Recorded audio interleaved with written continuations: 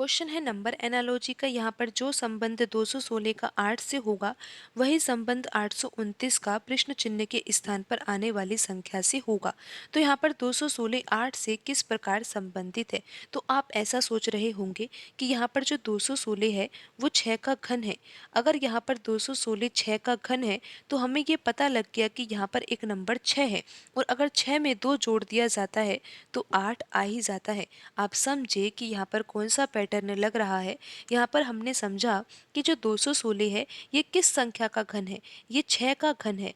और यहाँ पर अगर ये 6 का घन है और 6 में अगर 2 जोड़ दिया जाता है तो यहाँ पर 8 आ जाता है। इस तरह से इन दोनों संख्याओं में संबंध है। तो आपने देखा कि अनुपात से पहले वाली जो संख्या 216 थी ना, ये किसी संख्या का पूर्ण घन है। और यहाँ पर जो 829 लिखा हुआ है, 829 तो एक पूर्ण घन संख्या है ही नहीं। पूर्ण घन संख्या वह संख्या होती है जो प्राकृत संख्या का घन होती है। तो यहाँ पर 829 तो किसी भी प्राकृत संख्या का घन नहीं है। तो यहाँ पर तो ये पैटर्न लग ही नहीं रहा। तो फिर कौन सा पैटर्न यहाँ पर लग सकता है।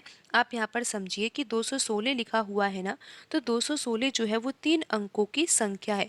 अगर तीनों अंकों को हम इस प्रकार लिख दे और यहाँ पर 2 और 1 के बीच में तो गुणा का चिन्ह लगा दे, और यहाँ पर 1 और 6 के बीच में प्लस का चिन्ह लगा दे, तो 2 गुणा 1 तो कितना होगा, 2 होगा। और फिर 2 में अगर 6 जोड़ा जाएगा तो कितना आ जाएगा, 8 आ जाएगा। और आप देख ही सकते हो कि यहाँ पर 8 ही लिखा हुआ है।